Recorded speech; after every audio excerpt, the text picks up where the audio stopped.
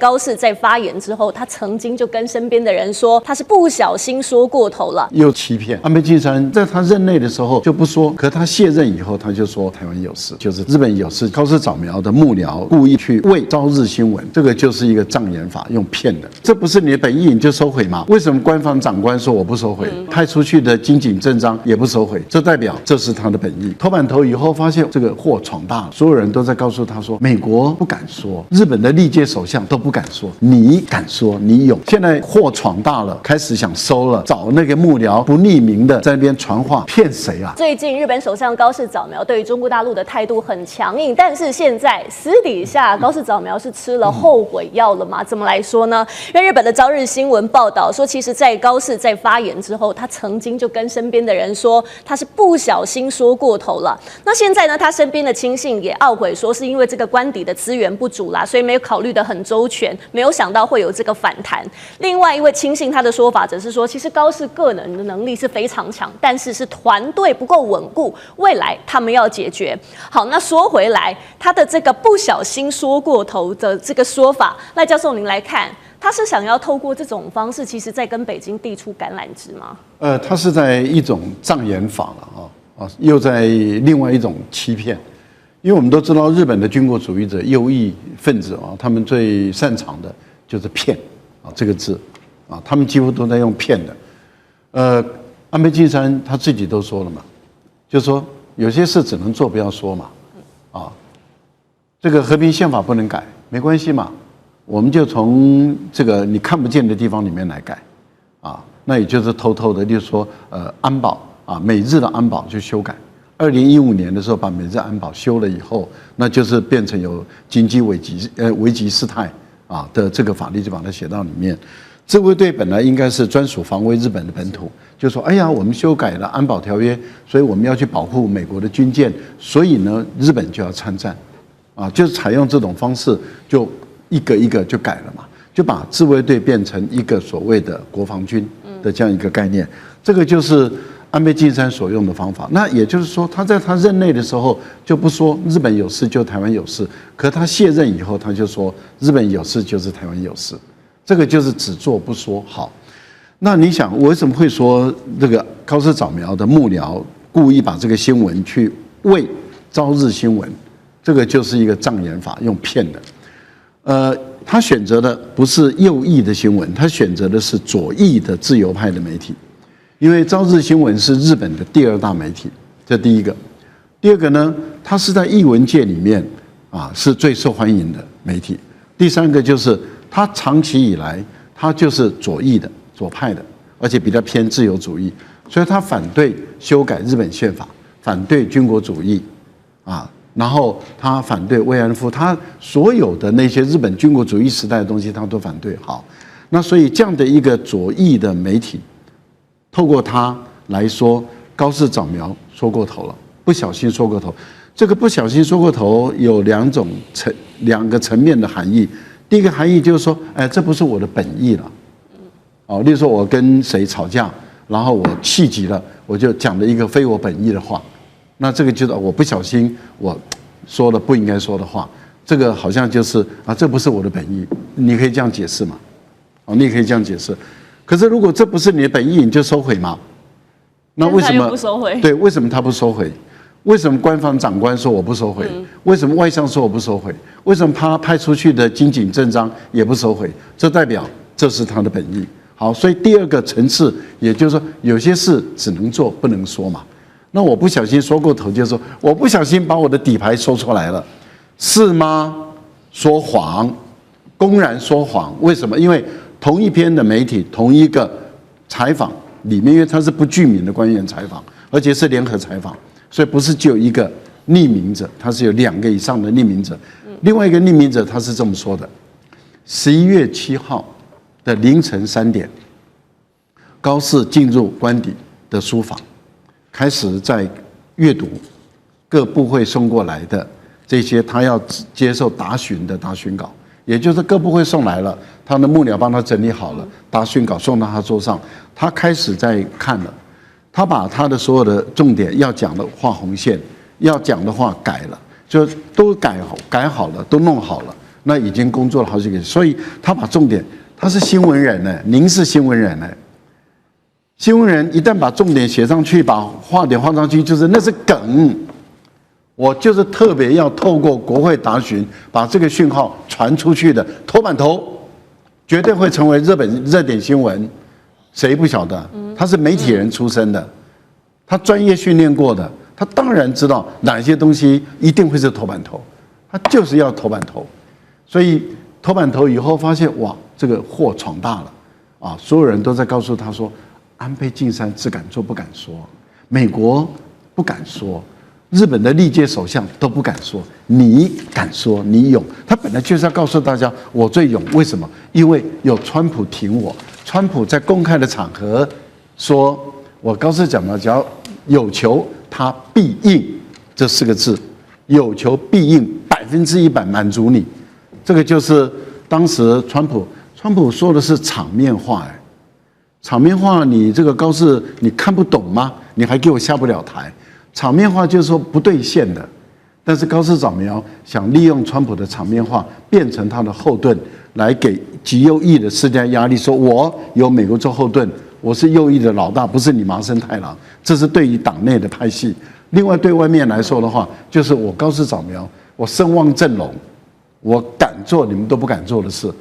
这是一种极端的挑衅。现在祸闯大了，开始想收了，是。找那个幕僚不匿名的在那边传话，骗谁啊？军国主义者就是一个字，骗。好，来教授说，这个高市早苗祸真的闯大了，因为现在呢，中国这边北京的反制手段其实最有力的，我们要说到的就是车用晶片跟稀土。那中国呢，您从图卡上看到，在中重稀土几乎是掌握了全球供应。这些稀土呢，说回来跟这个高科技的磁材、半导体、军工还有新能源，其实都是非常的关键的。那举例来说，日本虽然说很努力自救，但是到2024年底，他们从中国进口的稀土比重，反而是从您看到2018年的50%。上升到63%，尤其像是一些重稀土，像是铵、锑、铬这些呢，都是电动车马达驱动系统不可或缺的材料。那大家在说一旦断供的话，其实呢，日本它整个高科技产业可能都会受到影响。好，委员您来看，如果真的中国真的动手了，就是对这2个车用晶片跟稀土全面的打击的话，那日本他们的产业甚至说整个供应链会受到多大冲击？简单的评估哈。日本的汽车产业看品牌，有的品牌啦必须减产10%，有的品牌要减产30%。啊，如果减产这样的话，他们的股票价格会跌多少啊？大家盘算啊。第二个，车用晶片的方面，当然不只是汽车在使用，因为可能很多人不晓得，车用晶片很多在军事工业上用的也不少啊。你别看那个炮兵移动很缓慢，那也要车用晶片对所以如果这些缺料的话它的计划中的武器生产量可能要停掉20%然后它的这个电动车跟那个所谓混合动力车，有电动有柴油车减产1半，那除此之外需要稀土磁铁的只有汽车，不是工具机还有光学仪器所用的稀土玻璃，不只是稀土马达，稀土玻璃，还有日本最擅长的精密仪器，还有半导体制造设备，全挂，因为它用量比较大那其他的涉及到电动动力用的储能电池，各式各样的电池那供应量会全部乱到一团。那有人说，那长期有没有办法解决呢？有的，成本2倍对，那因为它要靠回收吧，短期内靠回收来使用所以如果中国大陆技术这个东西的话，那我们只能祝福日本赞美日本是太厉害了，能够承受住这么大的打击，而且。整个日本产业在为高市早苗的政策付出一个莫名其妙的代价。那到时候就看看日本的民意会不会反转来这个批判高市早苗。现在日本的民意还是在热冲冲的，觉得你看我敢跟中国大陆叫板呐，我敢踩在中国大陆的老虎尾巴上啊，我敢挑战中国大陆所谓核心中的核心利益嘛。现在讲都是很开心，那等到事到临头，那就可不一定了哈，因为很多东西没有替代。为什么？这个电池用的石墨负极材料，100%中国供应。正极材料60%中国供应，他哪里去拿这么多的量啊？这是个现实问题啊！哦，那除了刚才我讲的锂电池这些，因为负极材料、正极材料主要讲的是所谓磷酸锂铁嘛，正极材料主要讲的是石墨嘛。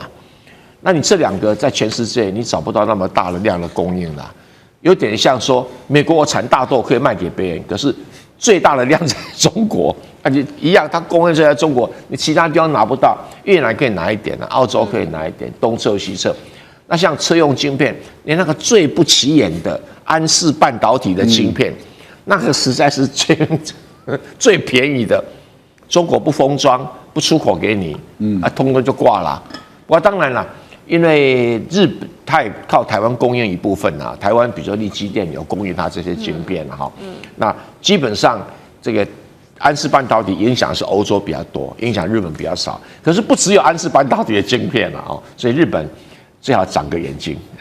好，高市早苗现在对于这个中国叫板，他在国内民意是非常旺的，但其实，在政坛现在已经有一点不同的声音了，蛮两极的。我们来看到，像是立宪民主党前首相野田佳彦，他说首相有点说的太超过了，日中关系可能陷入危险。那自民党的前首相石破茂，他说如果把这个所有情况说出来，可能会削弱原本的贺阻力。其实这个部分赖教授刚刚也帮我们提到了。好，我们要请教厉将军你怎么看？因为现在连同党的前首相也有不同的声音。那高市早苗会不会遇到日本内部的反扑？但是刚刚蔡委员提到，他现在在日本的民调是非常高的。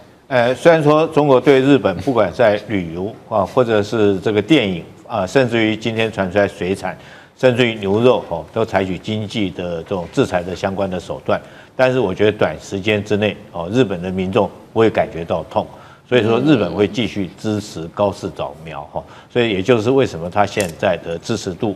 会高达69%那么高。我觉得日本你要了解这个民族这个倭寇民族，它就是生长在一个岛上面。你看日本这个岛有2个它很大的一个罩门，第一个就是它没有纵深。我们从上次福岛这个核电能事变就看得出来，这个国家只要发生一点核能或者一点重大的这种你不要说战争了光核能电厂它就发生事变，对它国家就造成很大一个冲击。第二个，它所有的资源都要来自于从海上运进来，所以它很担心它的海上运母线被切断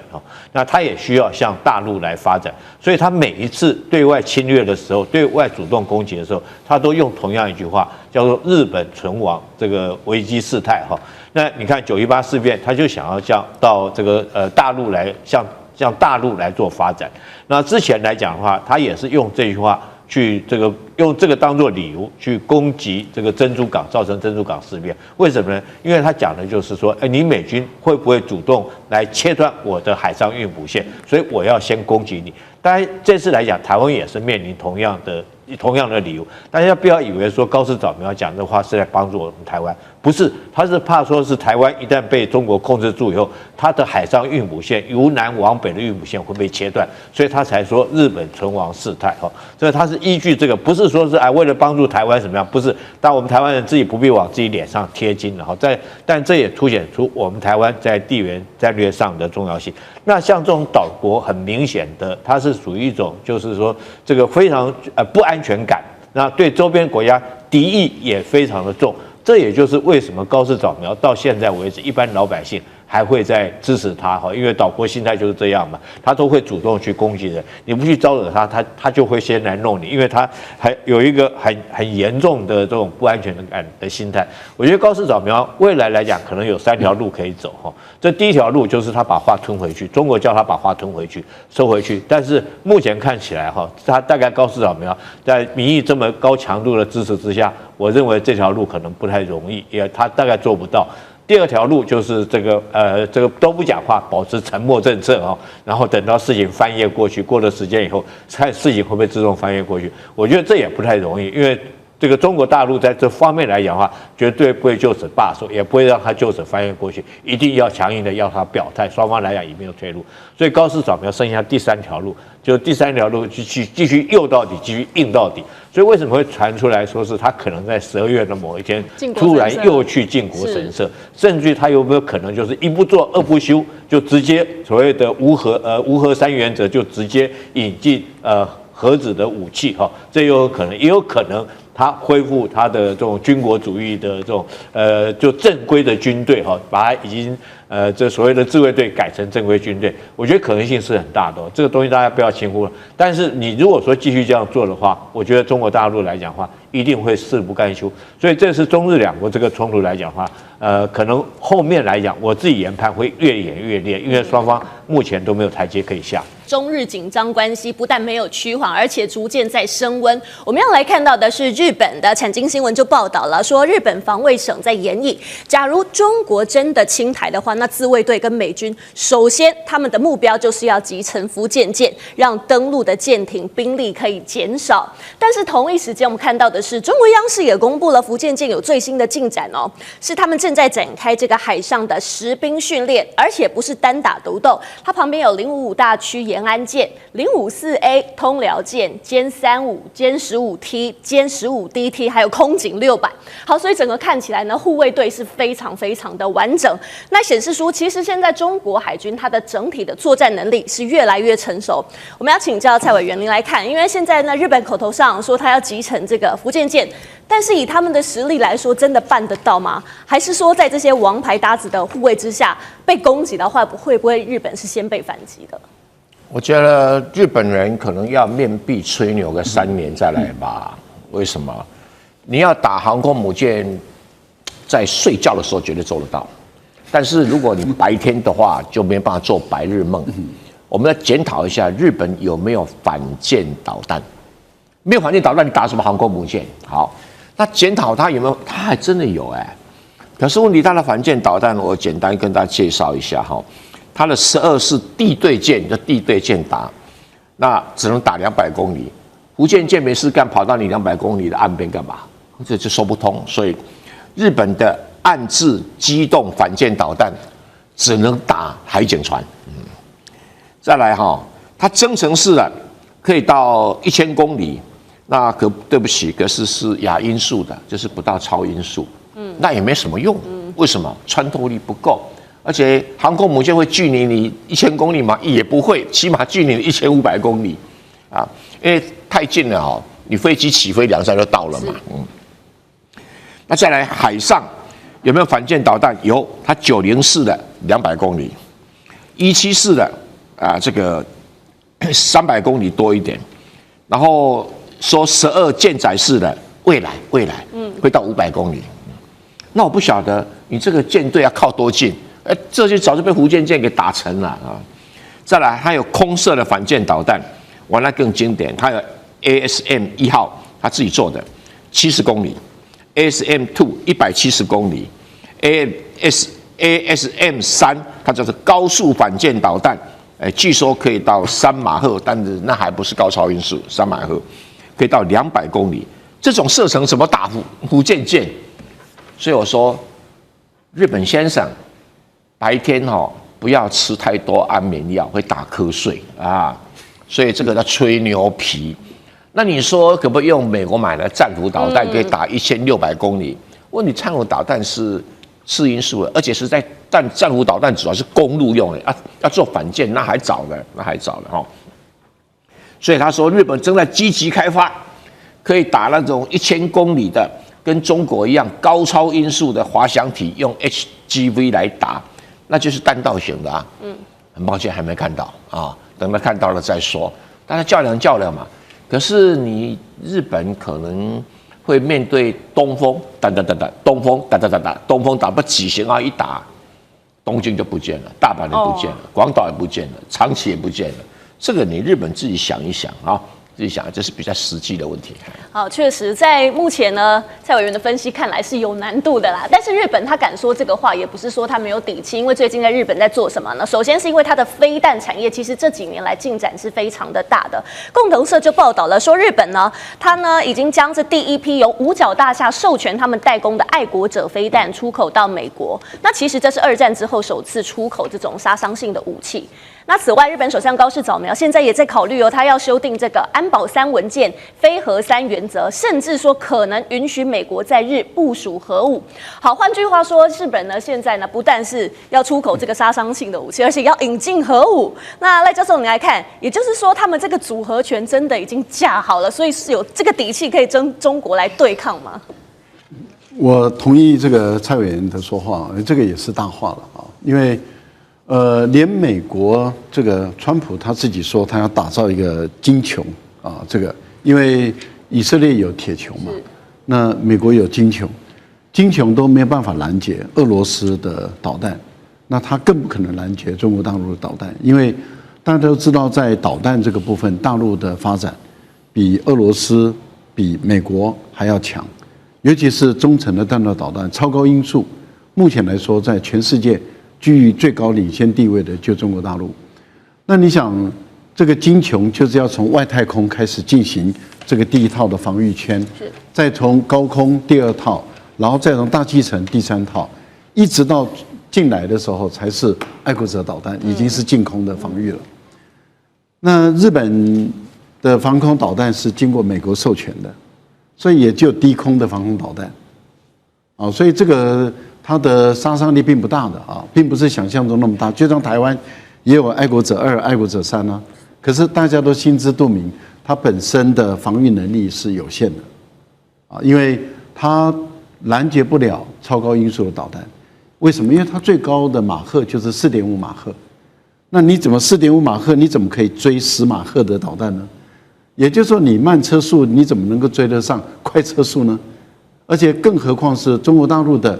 导弹它有经过2到3次的变换，我们叫做变轨飞行，就是变换飞行姿态，你的演算基本上是来不及的。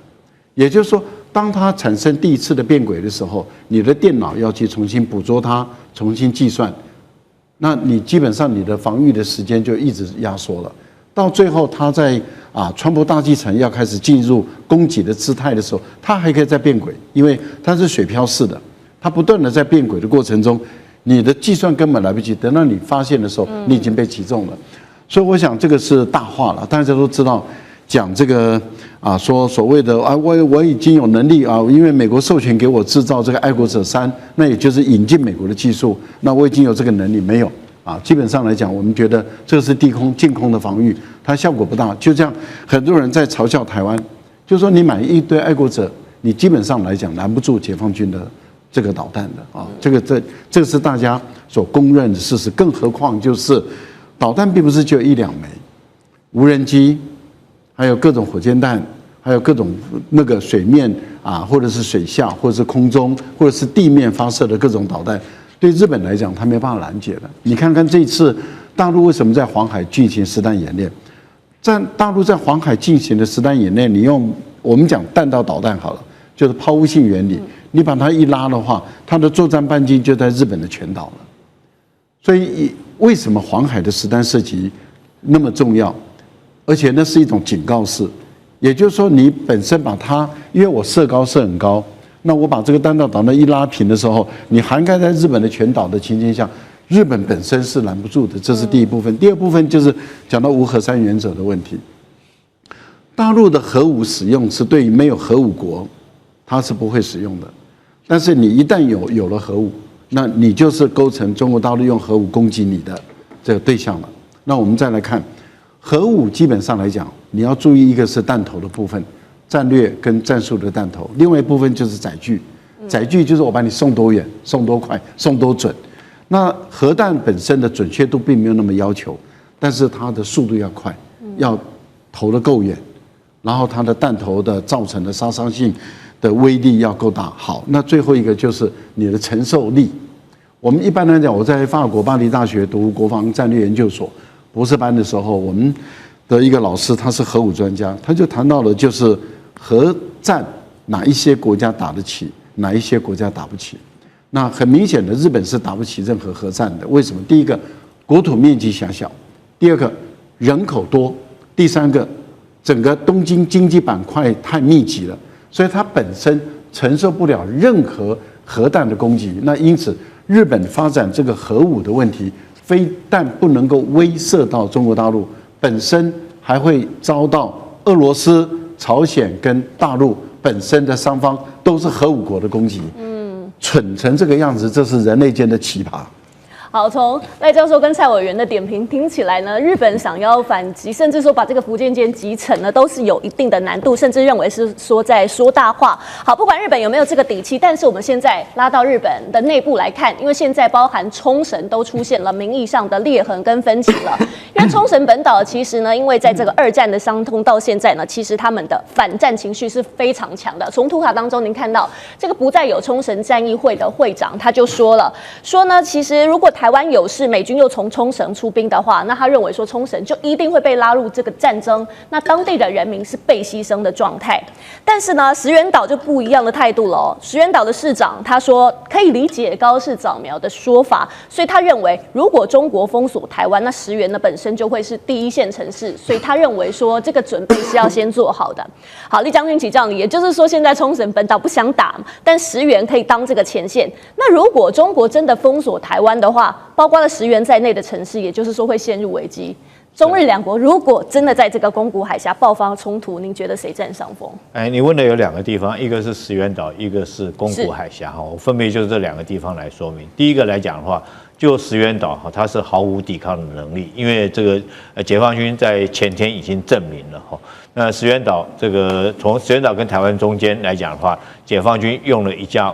无人的这种飞机和无人机从这边台湾跟石垣岛中间穿过哈。这个我研判可能是经常来台湾的那个无人机了。它的如果说是这架无人机的话，它的这种在空滞空的时间有到15个小时。那当时这个日本自卫队它的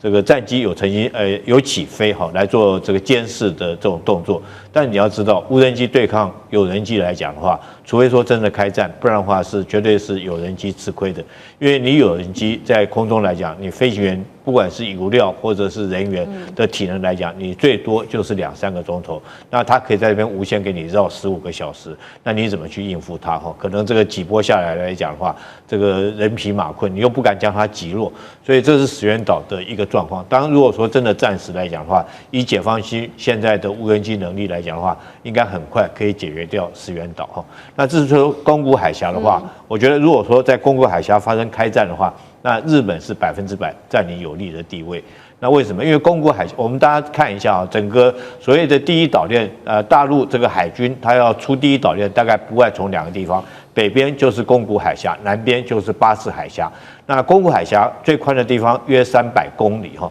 我们如果说按照蔡委员刚刚所跟我们讲的，就它的对舰导弹的射程，假设说有200公里的话，它分别在宫古海峡的2端部署这种对舰导弹来讲，它就很容易可以封锁整个宫古海峡。你要通过它的话，那你可能就没有那么容易。如果再加上布上水雷来讲的话，可能解放军要通过这个地方难度就会增加很大。也就是因为如此哈，所以我认为解放军他如果说要出第一岛链的话哈，大概除了宫古海峡就是下面的巴士海峡。所以我认为他有3种方法会出宫古海峡。第一种方法就是先下手为强，这个开战之前就先将宫古海峡周边的这种海空的导弹阵地将它摧毁掉，它才可以确保它舰队可以这个进出所谓的第一岛链。第二个方法，它就是我们现在经常在讨论的，也有可能会实现，就是它让琉球建国，琉球重新复国，然后让琉球跟中国来讲，双方来讲建立一个很好的友谊关系，这样的话保持中立，那中国的海军舰队自然就可以出宫古海峡。第3个方法就是占有台湾，这个我们前一阵子大家有讨论过，福建舰最好的母港在哪里？如果说地缘来讲的话，不就是台湾吗？如果台湾来讲的话，就北边来讲的话，它就不会被琉球群岛所钳制住，南边来讲也不会被菲律宾所钳制住。它如果从台湾出去了来讲的话，就是广阔的太平洋。所以我觉得这就是为什么地缘战略这么重要，为什么高市早苗会讲这种话。他认为说是他有把握在宫古海峡这边堵住中国的舰队，所以他才敢这么嚣张讲这句话。那也就是为什么中国大陆来讲的话，一直要统一台湾，除了说是民族历史的因素之外，还有一个就我国家如果说要发展海权要强大，那最好的进出太平洋的路就是台湾这也是地缘战略对整个国家发展最大的影响在这边。所以我认为但是随着武器的进步未来是不是如此，可能会有所改变。比如说这个有无人机的时代来临来讲的话那是不是会改变现有武器的这种射程，或者是它作战的效能可能会有所改变。但是在目前状况看起来的话，如果在宫古海峡发生海战来讲的话，以地理上面来看的话，是日本占优势。现在外界在观察说，高市早苗是不是把日本整个拖向了地缘深渊呢？就是因为这一句台湾有事论，大家在说踩到了中国的主权红线。那日本特使您看到急急忙忙赶快飞到这边，要来北京要来灭火，但是您可以看到，其实中国这方的态度呢，中方官员是双手插口袋，被认为说显然这个怒火并没有平息，而且越烧越旺。我们就来看一下当时的画面。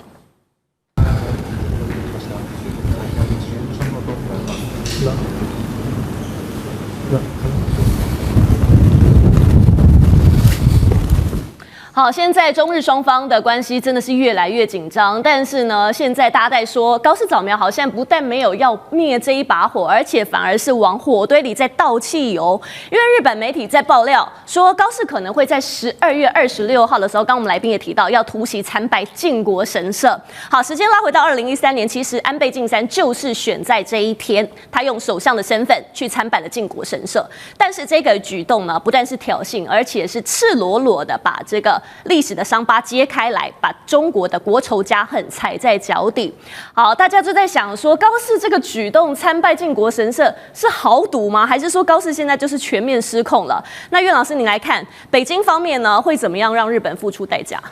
我觉得这一次问题之所以严重的话呢，最主要是有4个方向的啊，这个让这个北京觉得非常不爽。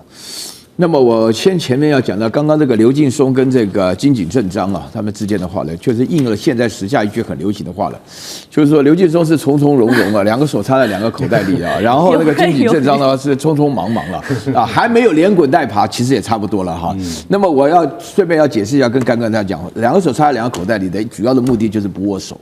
这是外交动作，这是不握手。这里面实际上大家要了解。然后呢，针对于日本人呢，非常要面子。那这个金井正章呢，急急忙忙跑去啊，真的是有一点这个匆匆忙忙了。我觉得他去的时候呢，他不得不去啊。他其实是负责大洋洲事务的，他这边要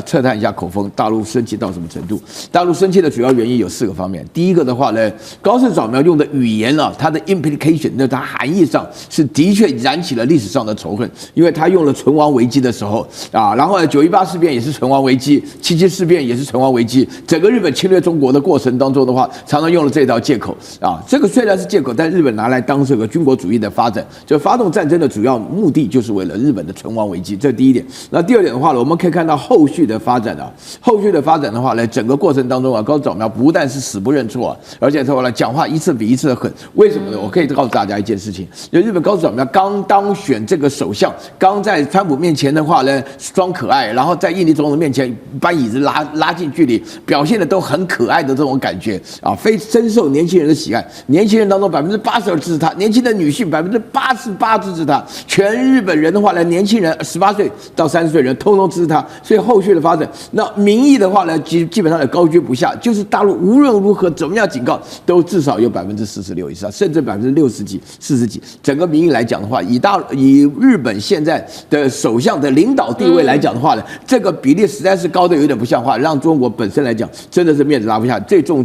要的是政客当中讲话的有几个人哈，鸠山由纪夫啊，说他小狗叫来叫去，对不对？野田佳彦讲说你根本很不得体啊，你没经验，对不对？然后呢，最严重的是石破茂讲，一开始就第一个就反应，但是很遗憾的，这3个人都不重要。真的是麻生太郎没讲话啊，有影响力的人都没讲话。那么在这种情况之下的话呢，你可以看得出来，那大陆目前为止的话呢，真的是因为很生气，所以刘劲松跟这个金井正章里面的表现的态度是告诉你啊，你看这个大陆的这个外交官的话呢，每一件事情他们都是有动作的。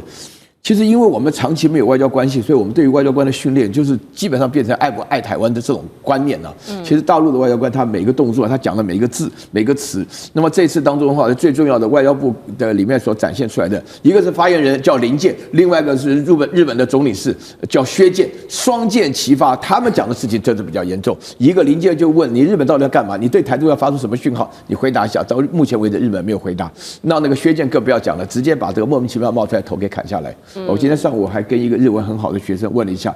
他说他的话就这个意思。是好，现在呢，刚刚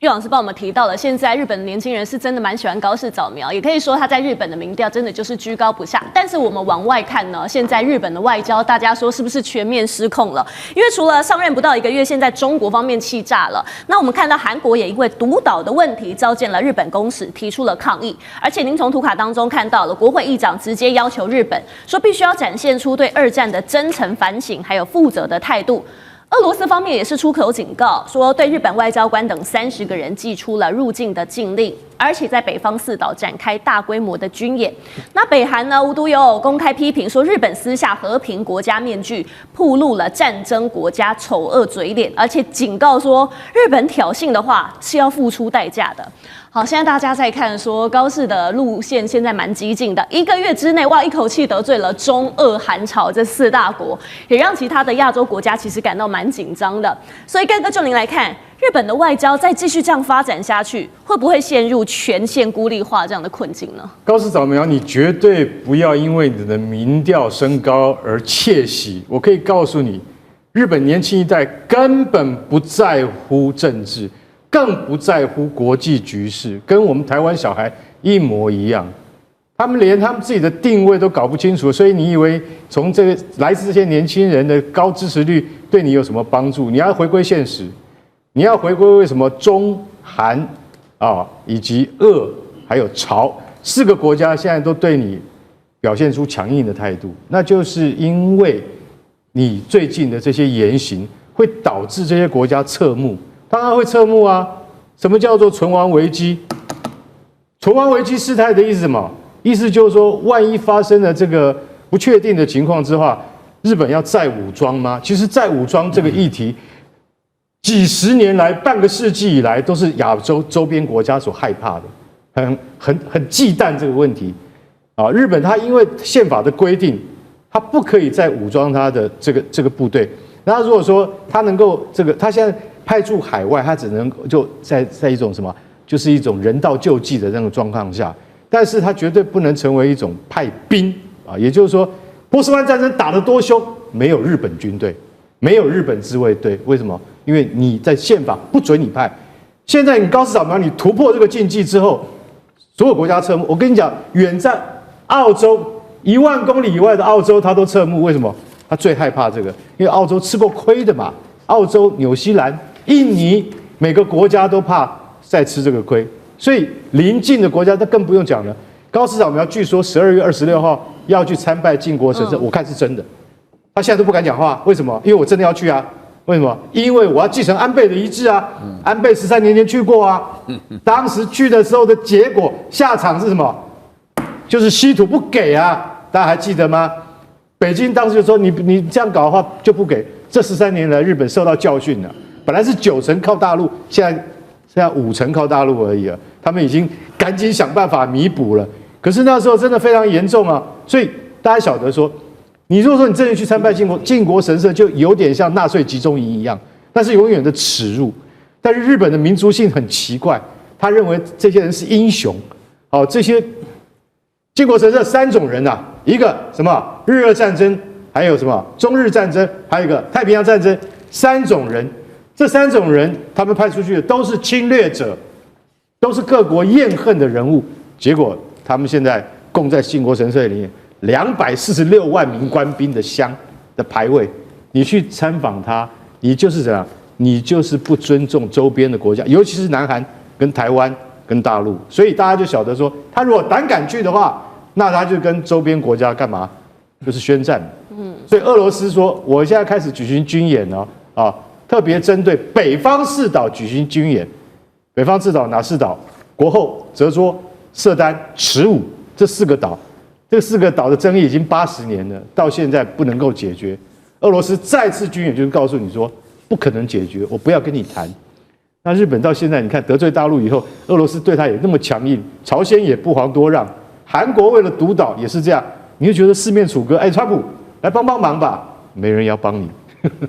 好，确实，那日本这样动作频频，大陆方面是怎么样反击？我们就来看到，因为日本从1956年加入联合国之后，隔2年，1958年就非常开始很积极要争取非常任理事国的资格嘛。其实这70年来呢，一直有机会就想要希望可以得到这个安理会的常任理事国的资格。对日本而言，这也被看作是他们战后国家正常化的最后一步，所以历任首相其实他们心中都有这个梦。但是现在中国驻联合国代表就直接宣布了，说日本根本没有资格成为联合国常任理事国。好，大家再看，就因为高市的这一句话，让这个日本的这个入常梦是瞬间清零了吗？这个议题要分成2个层面先来说我们现在说第一个层面，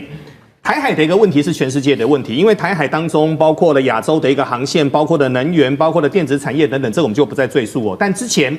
驻韩美军有说过，未来会有2个任务，一个是防卫朝鲜，另外一个就是台海介入，就是台海如果有事的话，驻韩的美军，韩国不加入驻韩的美军他要加入。今天意大利媒体直接说其实中国很怕一件事情，我刚有跟各位说，中日2国极度的克制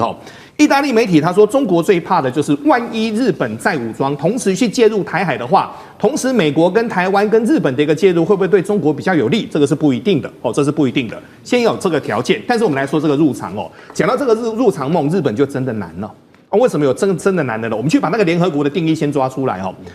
联合国的5常是哪5常呢？很简单，2次世界大战当中带领着全世界去打败那个邪恶轴心的，叫5常。所以当时中国、英国、法国、美国、苏联后面改名叫俄罗斯。那我们来看谁被撂倒？撂倒当中，第一轮是日本、德国跟意大利。所以那时候最早的时候，这3个国家是美军进去托管，它的定义叫托管。后面发生了韩战，韩战完之后又托管了一个地方叫做韩国，所以简单的说，就定义上来说，如果我们就联合国的定义，它要入常，这个是有它的一个困难度的。第二个，日本当然有它的一个强度日本的强度是它目前在全世界的经济是排前5大。目前美国、中国、印度、德国、日本大概就是5大当中在盘旋，军事的话大概是排前10大，但就定义上来说，这是第一个比较麻烦的定义。第二个是你要跟中国去在联合国当中比投票，连美国都比不赢。为什么连美国都比不赢呢？我来跟各位说在过去40年的过程当中，美国人曾经叱咤风云，但后面美国人发现要经营国际关系好累又要人，又要钱，又要不同的语言。那过去是所有的人都到美国去读书，那很简单，最精英的人都去英美读书，以后这些人当总统呢，当然是比较亲近我们可是过去40年当中，中国很认真的在经营非洲、中东、拉美等等的关系。所以呢，要人给人，要钱给钱，你有什么需要？而且他们也说他们不会像过去殖民地的一个时代去来殖民你。那中间有很多的因缘际会啦，所以我们简单的说在联合国比投票的话呢，现在美国都没有办法撂倒中国的情况之下，日本要入常，开干蛋供3个字，不可能。